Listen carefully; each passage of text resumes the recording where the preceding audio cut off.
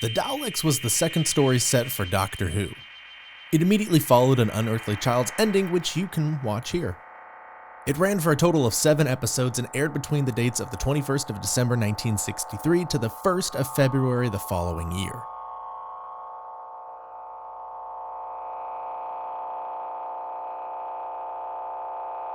When the TARDIS arrives in a petrified jungle, the Doctor and his companions are unaware that the planet is highly radioactive. The Doctor is eager to explore a futuristic city that they discover beyond the forest. Ian and Barbara, however, insist on returning to the ship. On the way back to the TARDIS, Susan is separated from the rest of the crew and believes she is touched by a hand. Then, there is a knocking from outside the TARDIS, but the scanner shows no one outside. This provokes Ian and Barbara to demand that the Doctor remove them from this place. He seemingly complies, but determined to get his way, the Doctor sabotages the TARDIS, claiming that Mercury is needed for the fluid link. And the only place to find Mercury First light, then? is in the city. The next morning, they find a small metal box outside. It holds vials filled with amber liquid, seemingly dropped by whoever knocked the previous night. Afterwards, the 4 travelers head off to the mysterious city. It is built entirely of metal, with doorways shaped as squat, rounded arches. Barbara walks down a series of corridors while doors close behind her as she continues forward, separating herself from the group. She soon becomes aware that she is trapped.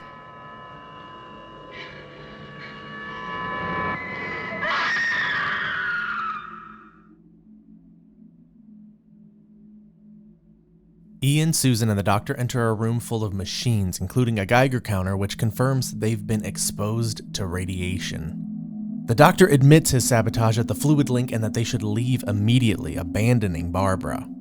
Frustrated by the Doctor's deception, Ian takes the fluid link hostage to ensure the Doctor helps him look for Barbara. As they leave the room, they are surrounded by beings known as Daleks, who imprison them. Ian tries to run but is shot by the Daleks. Your legs are paralyzed. You will recover shortly. They are then locked up alongside Barbara.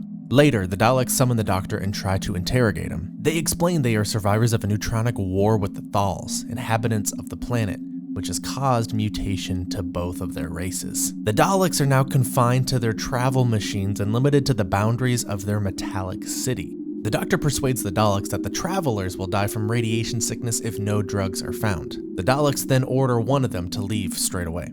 The Doctor and Barbara are each too unwell and Ian is still paralyzed, so Susan is sent to retrieve the vials that were left outside of the TARDIS. She makes her way out of the city and back into the petrified forest, but she's followed by a mysterious figure.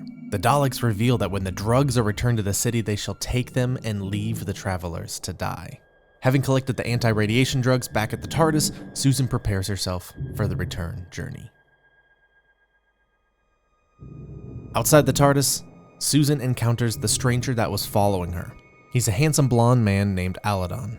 His appearance proves his race, the Thals, have not suffered the same disfiguring mutations as the Daleks. He explains that the Thals have traveled many miles across the planet in search of food as their race is near starvation. They hope to establish a treaty for food with the Daleks. Susan finally reaches her friends and passes around the drugs, telling them about the Thals and how they are looking for peace and food. The Daleks overhear this and imply acceptance to a treaty, asking in return that the Thals help them cultivate the land. But in reality, they are plotting revenge and extermination of their old enemies.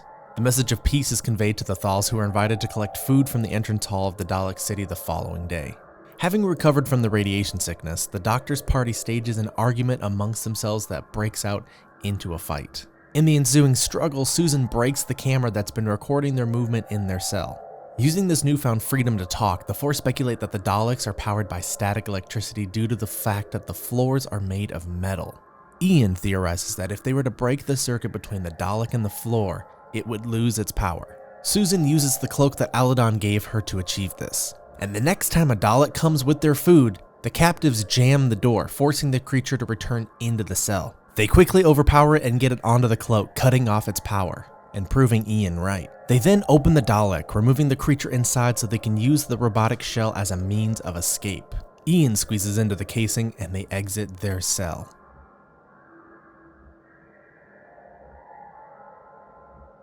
Ian discovers how to control the Dalek internally rather than have the Doctor and them push, but they are stopped by another Dalek. Ian tells it that he is one of them and taking the 3 human prisoners for further questioning. However, the same Dalek discovers it has been duped and sounds the alarm. The 3 try to get Ian out of the casing, but the catch is stuck. As the Daleks burn through the door, Ian convinces them to get to the lift and escape. Once safe, they send the lift back down for Ian. The Daleks enter the room and blast the Dalek casing to find it only empty. Ian and his friends find themselves at a window, where they observe the Thals arriving to collect the food. The 4 shout to alert them that it's an ambush, but the Thals cannot hear them. Ian, Susan, and Barbara throw a Dalek sculpture down the lift to show... Once outside, Ian decides to go back and warn the Thals of the danger whilst the others return to safety. As the Thals take the food, the elder Temesis decides to plead with the Daleks for a long-lasting truce where, in return, he offers to work with the Daleks to create food and a stable environment. Unbeknownst to the Thals, they are being surrounded by Daleks. Ian, watching all this unfold, shouts to the Thals that it's a trap and many escape. However, Temesis is exterminated. The surviving Thals, including Aladon, regroup with Ian and join the Doctor, Susan, and Barbara at their encampment.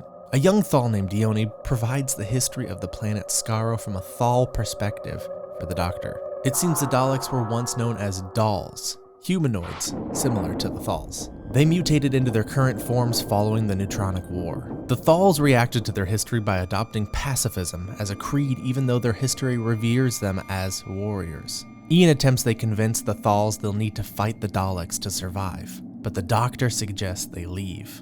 To everyone's horror, they discovered they can't. The fluid link which was taken from Ian is still in the city, and the 4 are now trapped on Skaro. After trying to convince the Thals that they should be more aggressive towards the Daleks, Ian spurs Aladon to display aggression by threatening to take Dione to the Daleks as a trade for the fluid link, and the new Thal leader strikes him. This act of violence spurs the Thals into using violence only as a means to do good, and the Thals agree to help the TARDIS crew. One group will accompany Ian and Barbara as they cross the swamp to the rear of the city, situated near a radioactive lake filled with mutants. They can enter the city unseen through a back entrance. The other group, led by the Doctor and Susan, will act as a decoy, entering the front door. The Daleks' use of the anti-radiation medication left by the travelers has a bad effect on them, and 2/5 of the Daleks fall ill. The Daleks deduce that they have become immune to the radiation and in fact thrive on it. They decide to increase the levels of radiation on Skaro by deploying another neutronic bomb. Whilst this would sustain the Dalek race, it would become impossible for the Thals to survive. 4 Thals, Elion, Christos, Ganatus, and Antonis accompany Barbara and Ian. Ganatus and Antonis are brothers and have been to the lake before with fatal consequences to 2 of their party. The lake contains mutated beings from the fallout of the war. As they are preparing for their journey, Elion goes up to the lake to fill the water bags. However, a whirlpool begins to form and Elion screams for help. The others at the camp run to investigate. Elion does not make it, but even though the Thals are upset, especially Antonis, the party must continue with their journey and climb the mountain to complete the end of their plan. At the front of the city, the Doctor's party block the Daleks' video and radio communication by beaming light at the top of the masts to scramble the images they get. They use this radio silence to sneak into the city.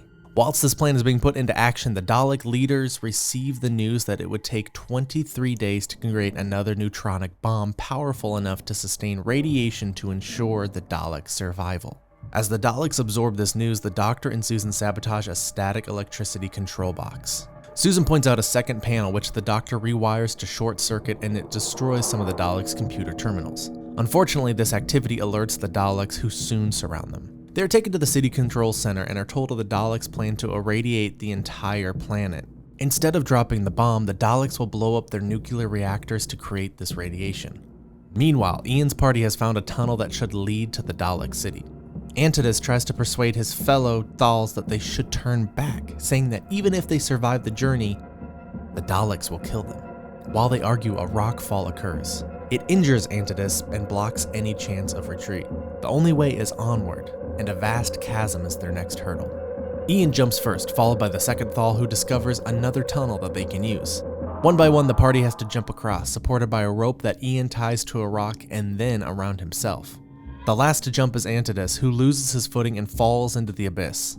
His weight breaks the rock and drags Ian towards the edge. Antidus sacrifices his life to save the others by cutting the rope and letting himself fall. The others press on and soon find themselves at a dead end with their light fading.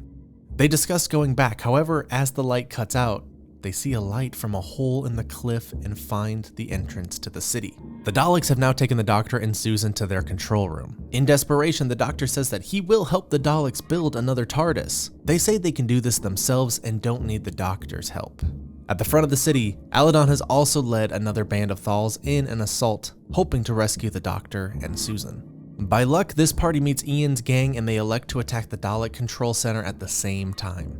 Together, they destroy the Dalek apparatus and prevent the radiation release. They also disable the power source for the Daleks in the city.